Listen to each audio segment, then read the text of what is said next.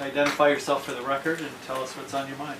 Well, my name is Ginny Burley, and I'm the chair of the board of Vermont Afterschool, which is a statewide network for after-school programs. And we're here today, Holly Morehouse, who's the director of Vermont Afterschool, and I were here a few weeks ago talking about the summer study group, which Representative Mainwaring was on, and sharing with you some of the results of that group, some of the findings. And we're here today because this is our After-School and Summer Learning Day.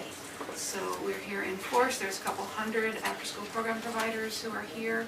There is lunch at the Capitol Plaza, which it's not too late to just show up for. If you find yourself with nothing to do at noon, hop across the street. We'd love to have you. And we've got some students who are here. We've got 40 youth ambassadors, and you're going to hear from one of them from Cambridge today.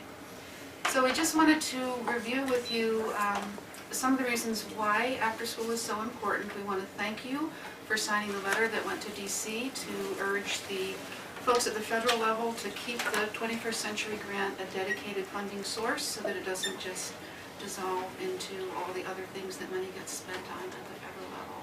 It's the primary funding source for after-school programs here in Vermont. And in some ways that's a problem, but in some ways it's a blessing. At least we need that. It's critical for many, many programs in many, many towns. So thank you for signing that, and Representative Buxton was key in getting 77 signatures from the House, which was awesome. So thank you very much. After-school programs, as we've said before, are key to addressing the achievement gap, which is also sometimes called the opportunity gap. The difference in how kids spend the 5,000 hours a year that they're not in school and how they spend the 1,000 hours a year that they are in school is critical to whether or not they're able to access the school curriculum as fully as one another. So there's a lot of research that shows that children who have access to quality after-school programs do much better in school and have better outcomes in their lives generally. One of the things that I also want to mention is that after-school and summer programs are a key place for the food programs. In summer, the kids who have been getting breakfast and lunch and sometimes dinner at school are suddenly without access to food. So Hunger Free Vermont has worked very closely with the after-school programs to make sure that where there is a program, kids can access breakfast, lunch, and sometimes dinner.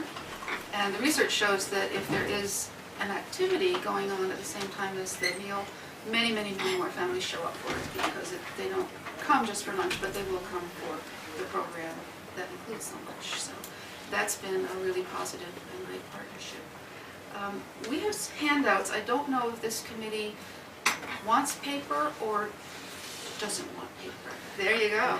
We prefer electronics, but people on the side often want paper. Okay. All right. So I'm going to turn it over to folks from the sites, and they're going to tell you, and this is also in your catch. So we're going to hear from Rutland first, the Tapestry program, which has been around since the 2000. Yeah, since 2000. It's been around for a long time, and it's a multi-district. One of the things that you're going to hear is that these programs are all very unique and very different and very community connected. So they don't all look or operate the same. They have the same core values, but they're very responsive to the needs and desires of the community. So you'll notice that it's not a single stamp. Yeah, I'm going to turn it right over to that then. If you would hold your questions till the end, and then we can all just sort of rotate in for questions, but we may be able to answer. The other thing I want to point out is that we have one of the highest satisfaction rates among parents in the nation. Parents love our programs, they know that they're high quality, and they appreciate that. The problem is that there are many, many communities and many, many families who don't have access to the quality programs because there isn't anything there isn't any funding, there's not a program. We know that there's 22,000 kids who would be in one if there were one nearby that they could afford. So those are some of the issues. And we are very, very low on access for low-income children. And Some of that is because the 21st Century Grant is the only outside funding source in the Child Care Development Block Grants. And those do support low-income participation, but there is no other subsidy of any kind for any other programming. So I'm going to turn it over to Deb.